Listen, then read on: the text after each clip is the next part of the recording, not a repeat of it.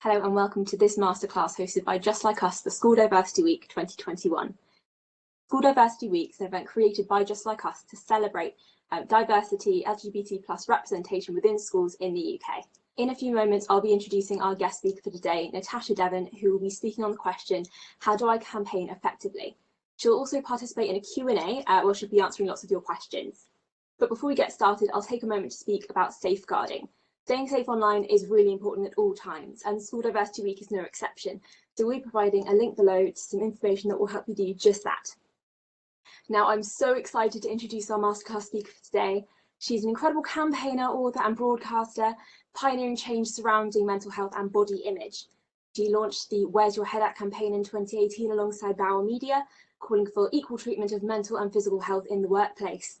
She's the founder of the Mental Health Media Charter, scrutinising the way media reports on mental health to ensure it's safe and responsible. Without further ado, I'll hand over to Natasha Devin.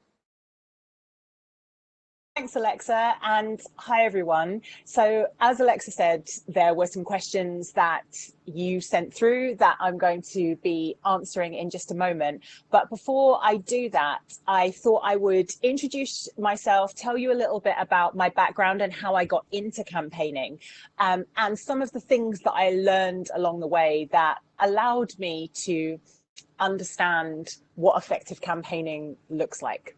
So if you just bear with me a second, I'm just going to share my screen. So right now, my job involves going into about 3 schools a week, all over the UK and increasingly further afield. I travel all over the world, or I did before the pandemic at least, all over the world, going into schools and colleges, sometimes universities. And the bulk of my work is with 14 to 18-year-olds.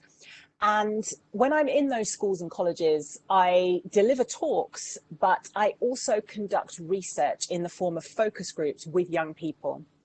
And the aim of that research is to find out what their day-to-day mental health challenges are. Because I think that there's a middle layer of mental health that isn't really talked about. And I'll explain what I mean. About 10 years ago, when people were talking about mental health, they always used to begin with that statistic that actually people get it wrong. So people used to say 1 in 4 people will experience a mental health issue. Actually, the statistic is in any given year, 1 in 4 people is currently experiencing a diagnosable mental health issue. So that's a slightly different thing, as I'm sure you can appreciate. During the course of a lifetime, experts actually think it's much closer to half of us who will experience a diagnosable mental health issue. But nonetheless, that's how people always used to begin mental health talks.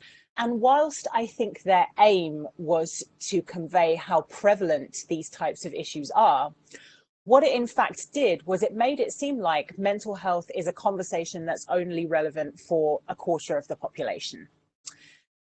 And so over the course of the past decade, campaigners and charities have got much better, I think, or have been really successful in conveying the message that actually 4 in 4 of us have got a head with a brain in it. We all have a status of mental health, and it's something that can fluctuate throughout our lifetime because it's influenced by things like our circumstances and our environment and our hormones. So that's great. I think that that's a really important message. But there is this sandwich layer in the middle, and that's what my job is concerned with, really. And it's, I suppose, if you were going to draw a parallel with physical health, it's things like colds and flus and stomach bugs and cuts and scrapes. They're things that can have a really profound impact on your ability to focus and concentrate and learn and behave in ways that you're proud of. But you wouldn't necessarily go to the doctor for them. So the kinds of things that I address are things like body image insecurity, exam stress, friendship difficulties, things that might broadly fall under the umbrella of identity. So things like our race, our gender, our sexuality, how does that intersect with our mental health? And I'm currently working on a presentation that's all about the transition from college or university, college or sixth form to university or an apprenticeship or whatever the next stage of life is, because that can represent a potential point of vulnerability when it comes to our mental health.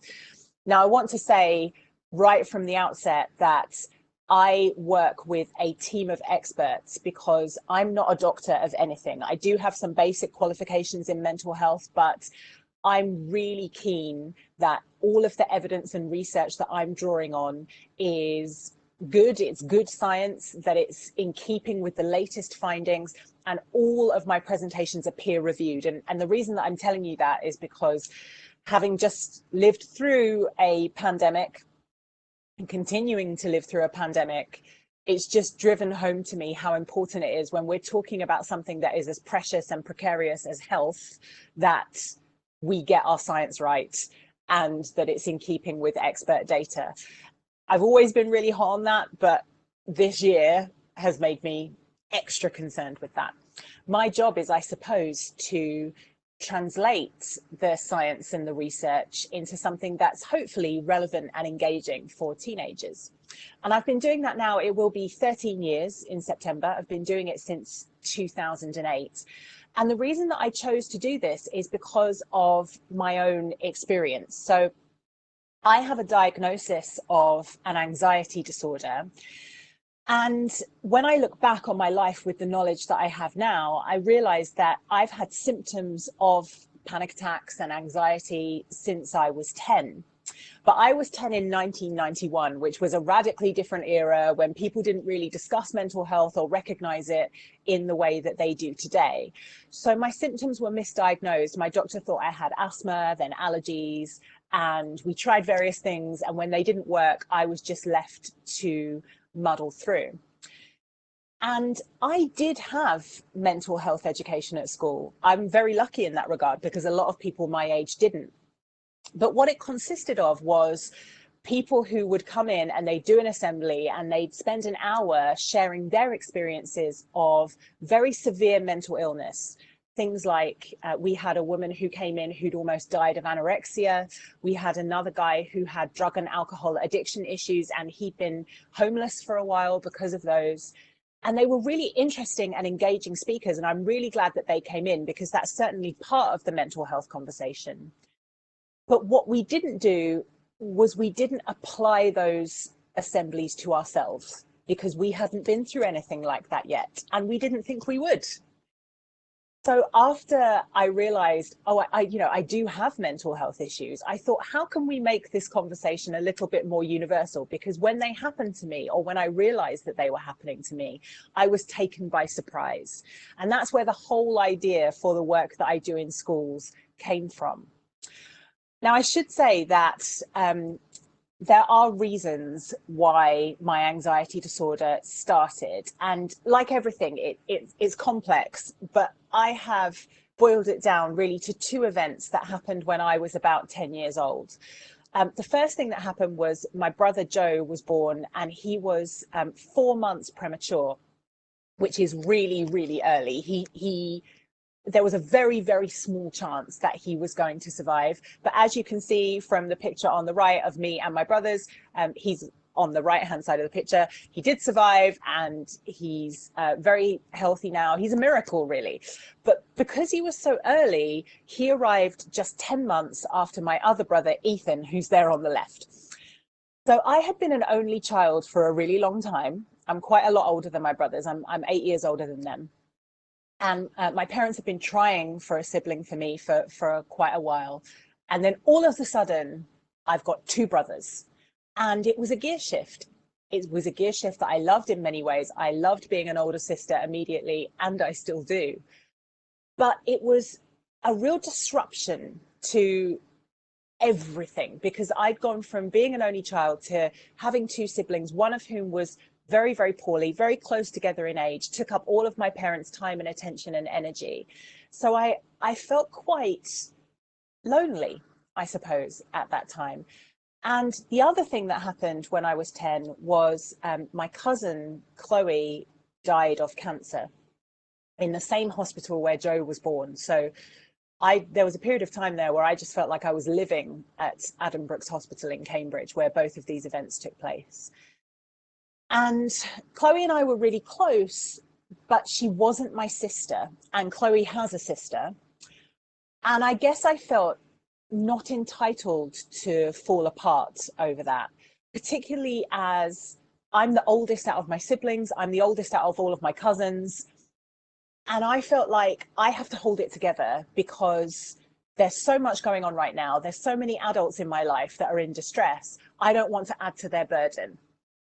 So I started to swallow down everything I was feeling. And at the time I was really sad. I was angry because it was really unfair that Chloe died. I was a bit confused. I was a bit scared. All the normal things that you would expect to feel. But I didn't talk about it. I didn't express it. I swallowed it down. And what I now understand about all emotions is that they are energy, and you can't destroy energy. It will come out in another way. So the way that that swallowed emotion came out was through panic attacks. I now know they were panic attacks. At the time, I didn't know what was happening to me. But I managed really well all the way through school, despite being a floating head, as you can see from this picture, because my experience of school was really positive. I had a really good time at school. I felt safe at school. I wasn't popular particularly, but I also wasn't bullied. I was, in the middle, and I got on with all my teachers, and I really enjoyed my schoolwork. And because of that, because I was well supported and I felt safe, I managed my mental health difficulties really well. And the reason I'm telling you that is because so often when people talk about resilience in young people, they talk about it as though it's an attitude that young people can choose to switch on or off. But actually, resilience is a byproduct of being well supported. So because I was well supported at school, I was resilient. My problems really began when I went to university. And again, the tectonic plates of my life shifted. I went through a transition, and transitions are great and they're part of life and they're necessary to evolve. But a lot of us do require extra support during those times of transition. And it was when I went to university that my anxiety became something that I could no longer keep a lid on. And I developed what I now understand was a really terrible coping strategy for anxiety in the form of an eating disorder, which took me about 7 years to recover from. So I was 25 when I had therapy and recovered from my eating disorder. And I had this moment of going, that was too easy, because I recovered from my eating disorder and all the symptoms of my eating disorder really remarkably quickly compared to other people, but I still didn't feel right. And when it comes to mental health, we very often talk about primaries. So for example, if you have clinical depression and you drink too much, alcohol is a depressant. So it's really important to try and work out, do you have an addiction problem with alcohol and that's the reason that you feel depressed? Or are you self-medicating for depression with alcohol and your primary is the depression? Because if you get to the root of the issue, the other thing is a symptom. And for me, the root of the issue was anxiety, and my eating disorder was a symptom of that anxiety. And it took me absolutely ages to work that out. I didn't receive a diagnosis of an anxiety disorder until I was 30. So that was 20 years of my life where I didn't know what was wrong with me. I just thought that I was less good at life than everyone else. But now I know who my enemy is, and that means that I'm able to manage it. And for me, being able to manage anxiety is a number of different things, some of which you can see on the screen in front of you. So I have had a lot of therapy and I've learned coping tools for when anxiety emerges. And I've also gone back to myself as a 10-year-old and expressed some of those emotions that I didn't feel able to express at the time and kind of got those out. And I have top-up sessions. Whenever I feel that I'm struggling a little bit, I go back and I have a little bit more therapy. I also take medication. I take a type of SSRI called sertraline. And I think it's really important to be open about that because there's a lot of stigma around mental health medication. And it's not the right solution for everyone, but for some people, and I would include myself in that, it's life-saving.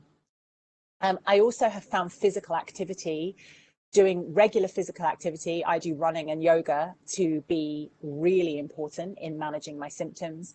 And if I can do that physical activity in nature, then I find that the benefits are magnified. And I also have a pet. I have a cat called China, and I find that having something to look after another living creature who needs me gives me some structure and routine. So on those days where I feel like I'm so anxious that the world seems really overwhelming and I think it would be really easy to stay in bed, I can't stay in bed because China needs me to feed her and give her fresh water and clean out her litter tray. She needs me to do that. So it gives me a structure and a reason to implement that structure. So those are some of the coping tools that I use to manage my mental illness. I'm also now a trustee for a charity called Student Minds, who specifically look at helping university students to manage their mental health by implementing campus support through sort of peer support and helping students to know what's available to them in terms of support at their university, which is something that I feel incredibly strongly about. But like I say, after I recovered from my eating disorder and whilst I was recovering or learning how to manage my anxiety disorder, I started going into schools and campaigning on mental health. And that led me into a more political arena. It's interesting now because I talk about race, sexuality, gender, and things like funding for mental health services so much, people think that I'm a political campaigner that just happens to have an interest in mental health, but it's actually completely the other way around. When I first started doing this job in schools, I was gloriously apolitical. I was in my mid to late 20s. I'd never even voted because I didn't realize that politics was relevant to absolutely everything at that time. And the more I met people and spoke to young people and their parents and their teachers all over the world, the more I started to see that there are patterns in the way that mental health issues affect people, and that things like your socioeconomic status, your housing, your school experience, the amount of homophobia that you are exposed to, the amount of transphobia or racism or sexism that exists in your community has a direct impact on your mental health. So you really can't, I don't think, take an interest in mental health without taking an interest in these things. And there are some really robust statistics to back that up. And in particular with LGBTQ people, they're 4 times more likely, for example, to self-harm, at higher risk of depression. And the risk of depression is inversely proportional to the amount of homophobia that or transphobia that LGBTQ young people experience. So that shows that these things really do matter and that we need to change the environment, we need to change society if we're going to have a positive impact on people's mental health. So that's what led me into the type of campaigning that I do today. And if you're interested in why, for example, people from ethnic minorities, LGBTQ young people with physical disabilities are more likely to experience mental health difficulties, I think it's because one of our key human psychological needs is belonging.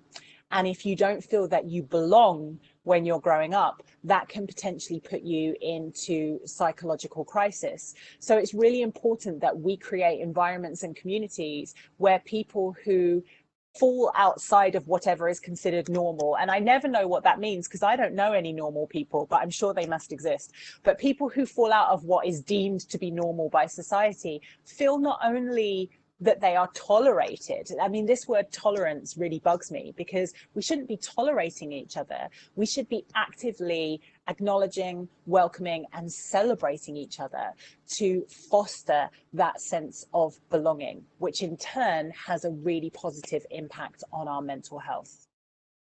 So that's what I do and why I do it. And if listening to this short introduction has made you realize that you would like to do some more research on mental health, please don't Google it, because there are 3 billion internet users worldwide and not all of them know what they're talking about when it comes to mental health.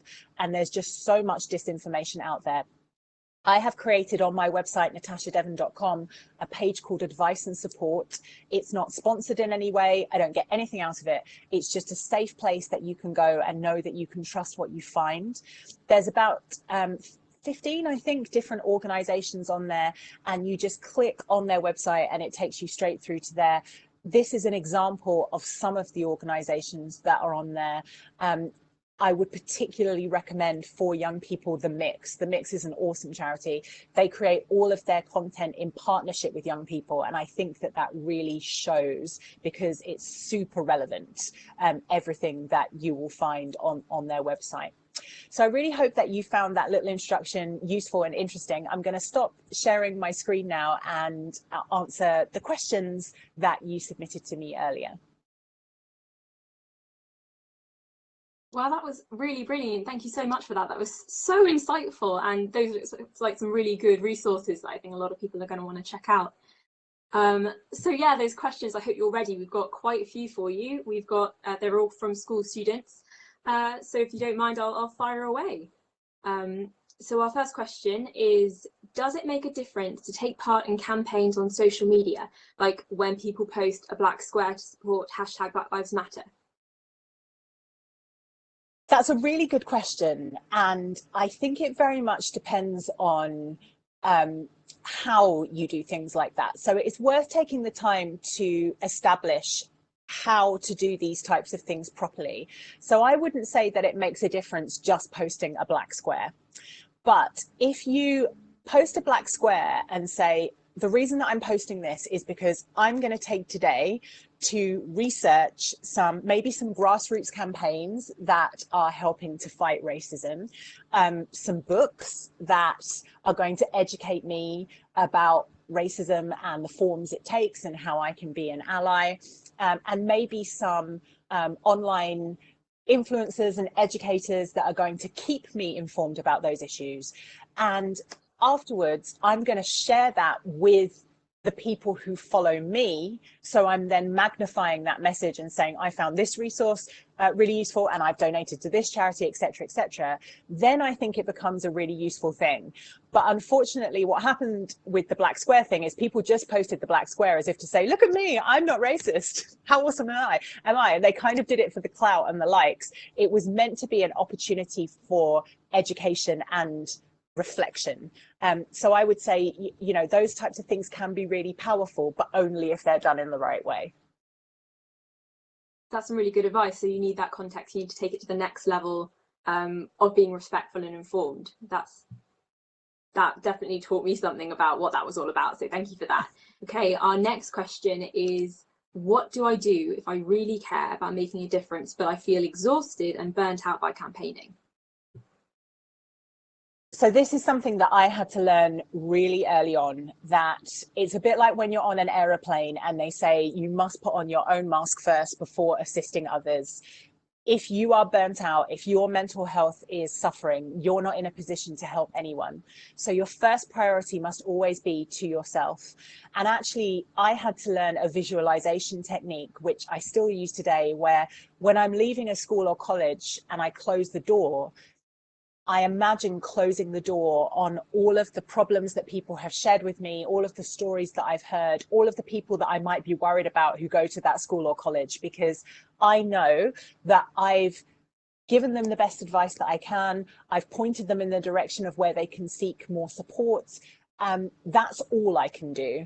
And if I take on other people's burdens to the extent that it breaks me, I won't be able to do my job, which means that I can't help anyone.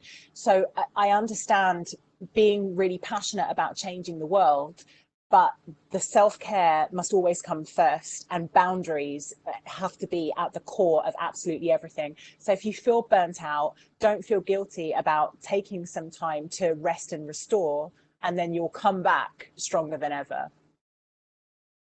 That's such good advice. And hearing it from you, who is a campaigner and who has had mental health issues, it's kind of like permission to have someone who's informed say, take care of yourself first. So that's fantastic. Now we have, what if I want to make a difference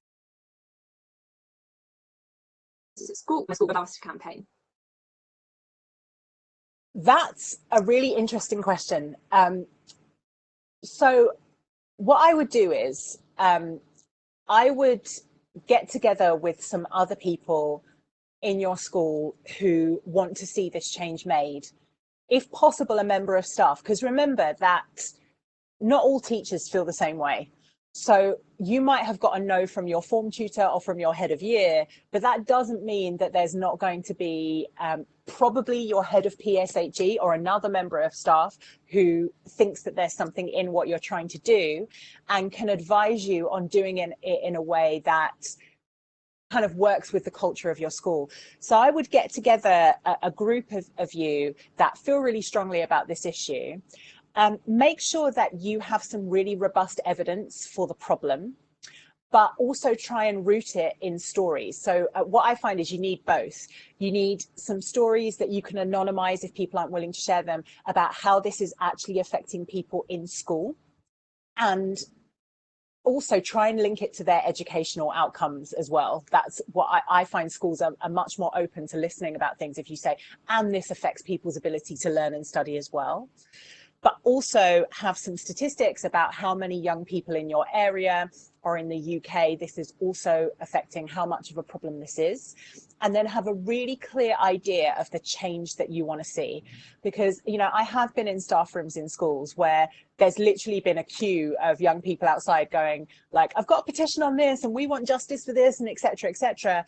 And if you think about it from the point of view of the staff in that staff room, you're just coming to them with endless problems.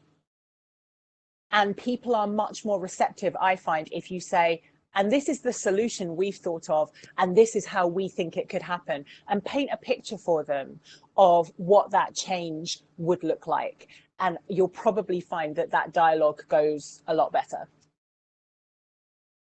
That's really brilliant. I hope people really take that to heart and be well informed when they go for this, because that's brilliant. Okay, now we've got, oh, this is quite a cool one. What was your favorite campaign that you've ever run or taken part in? I've thought about this a lot because there have been so many. I nearly said there was a campaign that I did where there were about 20 of us who ranged in age from 18 to 65 and were a really broad range of shapes and sizes. And we stripped down to our underwear and marched through Soho, which was really fun. But I have to say, probably my favorite campaign has been Where's Your Head At? Because it's taught me so much. So Where's Your Head At is a collaboration with Bauer Media, which was great because that meant that getting celebrity support, getting press coverage was not an issue, because Bauer Media look after brands like Kiss and Grazia and Heat. So I had, well, I say me, Lucy Cave, who I co-founded the campaign with, who is head of content at Bauer Media, had those brands at her disposal, and all of that was taken care of. And normally when I'm campaigning, so much of my energy goes into that raising awareness part. But then with Where's Your Head At, I was able to turn my energy to, okay, how am I actually going to bring about this structural change, which is going to really impact people's lives. And that at the heart of Where's Your Head At is an ask for a change in the law. And what I initially did was I went to 3 different MPs of Labour, Conservative and Lib Dem, because I wanted it to be a cross-party thing, asked for their support. But I asked them, how do you change a law? Got 3 completely different answers. I was like, oh, okay, this is really opaque and complicated. So what I did was I asked Luciana Berger, who was the Shadow Minister for Mental Health at the time, to kind of spearhead it for me. And she taught me about parliamentary process and the stages in getting a law changed. We're still fighting for that law change. Luciana Berger is no longer an MP, and the mantle has been taken up by another MP called Dean Russell, who is MP for Watford. And he's taking the law through the kind of various readings that it has to go through Parliament. It's a long process. And I think what Where's Your Head At has taught me is that awareness can only do so much, and actually bringing about structural change requires not only some expert guidance and collaboration, but also just so much patience. I mean, we founded the campaign in 2018. We're still pushing for this law change. And sometimes, and I'm not a patient person. patience is not one of the skills that I possess. I'm like, why doesn't it change? I want it to change now. But it's really taught me that you just have to keep pushing. That sounds like a really big undertaking that you really put your heart into. Is there much of Where's Your Head At still online that people can look at, or? Yeah, absolutely. If you go to where'syourheadat.org, all of the information's on there. Brilliant. Another thing to look at. Fantastic. Okay, we've got another one. Ooh. We've got, what is it like to present a radio show? So I should say, presenting a radio show is something that has been my dream job since I was about 16. I'm now 40, so that's a long time. And it's because, as you know, I've got two brothers. I grew up in a one television household, and we're a very democratic household, majority rules. And my brothers, being of the same generation, and I guess both being boys as well, always wanted to watch the same thing. So I never got my way when it came to what was on telly. So I used to go up to my room and listen to speech radio. And it was great because it is like you come to see the presenters as friends. I guess that's the same thing that people get out of podcasts now. Like, it's not always about being really engaged with the content. It's sometimes just about having company. And some of the most popular podcasts are just a couple of people chatting, and it's almost like background noise because it's comforting and it's company. But having said that, I also did learn a lot about current affairs and what was in the news and keeping up to date.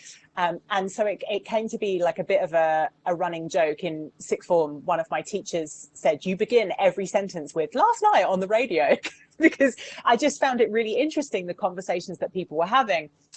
So then I was like, that's what I want to do. I want to be a radio host when I grow up. And I actually did some hospital radio.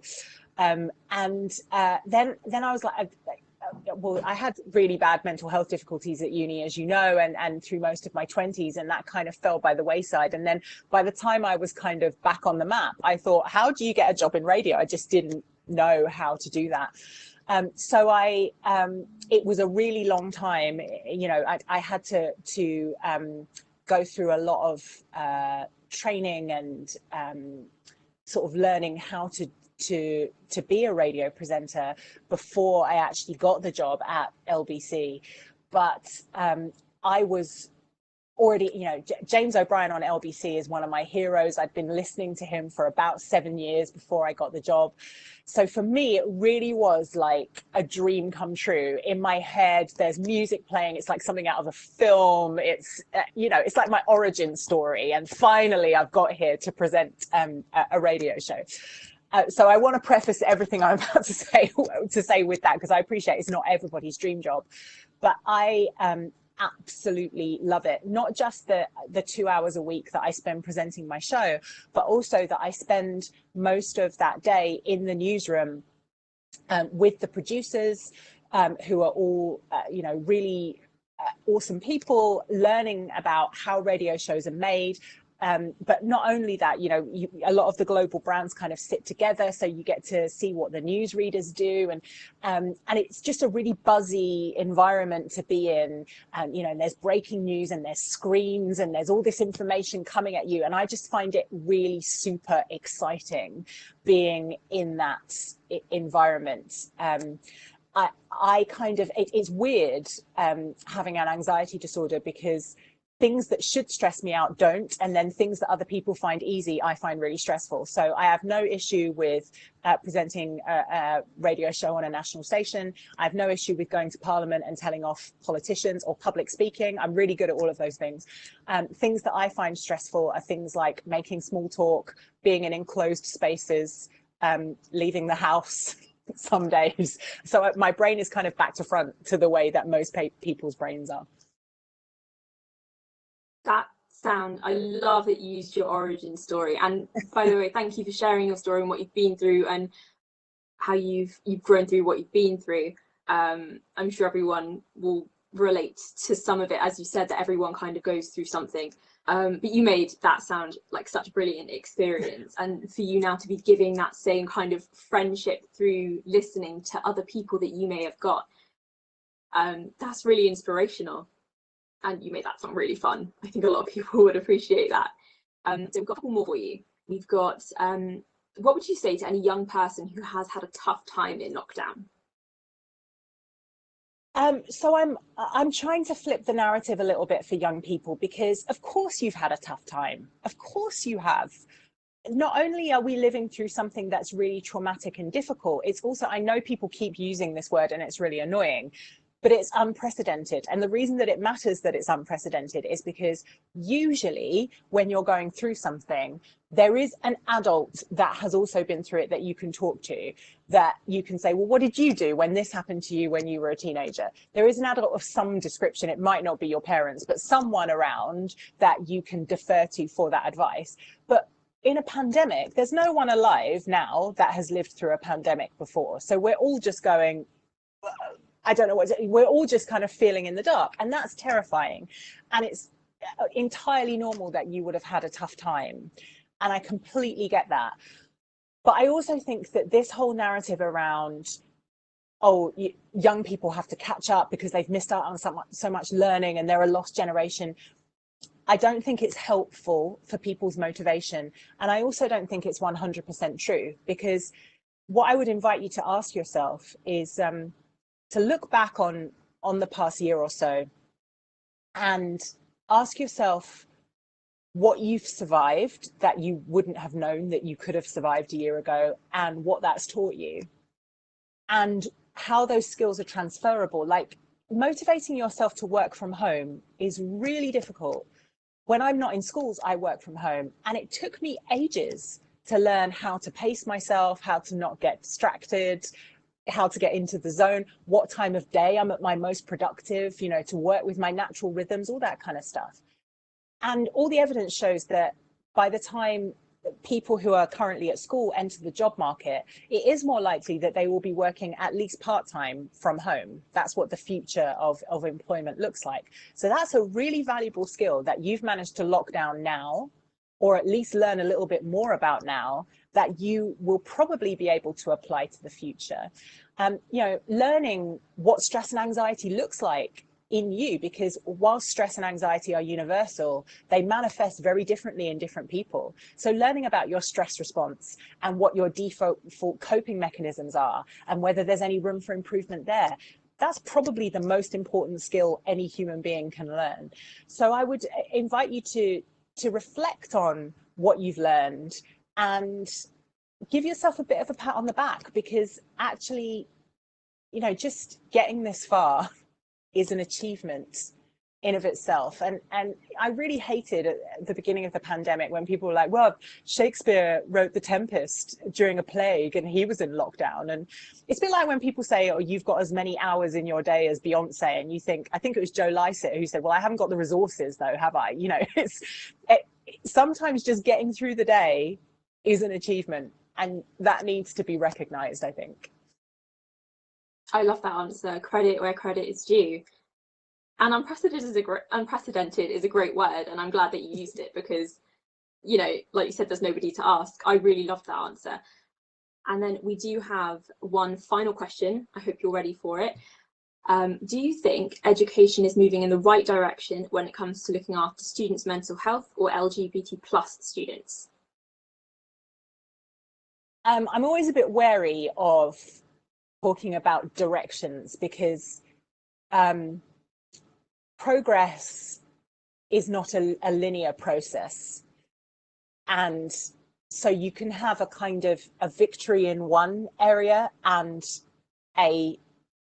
whatever the opposite of a victory is, a setback in another area. So when it comes to mental health, for example, I think that schools have got a lot better at talking about it openly, but that the resources don't necessarily exist for young people to access the support that they need that might arise out of those conversations. Because we've had this big push in schools for more mental health education that's happened concurrent with cuts to children and adolescent mental health services and social services and educational psychology and all of the things that support young people's mental health. So that's both a win and a loss at the same time. And similarly with LGBTQ education and awareness, I think that for LGB people, a lot of progress has been made. Obviously, homophobia is still an issue, but you know, I think if I was going to talk about where we need to concentrate our attention, transphobia is so rampant, and in terms of the agenda, and if you look at what's happening in terms of policy and the conversations that are being having at government level, it's very clear that the government are anti-trans awareness and anti-trans education, which then makes them almost kind of ambivalent about LGBTQ issues more generally, because you've got this pushback against LGBT education, and it's the T part that is the problem, in my opinion. So from my point of view, I feel like right now there is a really concentrated effort to divide the community. And as a bisexual woman, a bisexual cis woman, I'm like, transgender and non-binary people have always stood with the community and have helped and supported LGB people in getting the rights that they enjoy today, which again are not perfect, but you know, we've come so far in the past 20 years. I think now it's our turn to stand with trans people and say, no, this community will not be divided. LGBTQIA, you know, it's all part of the community. Trans and non-binary people are part of that community, and we will stand with them. And so that has become a really key part. Being a trans ally has become a really key part of my focus as a campaigner over the past couple of years.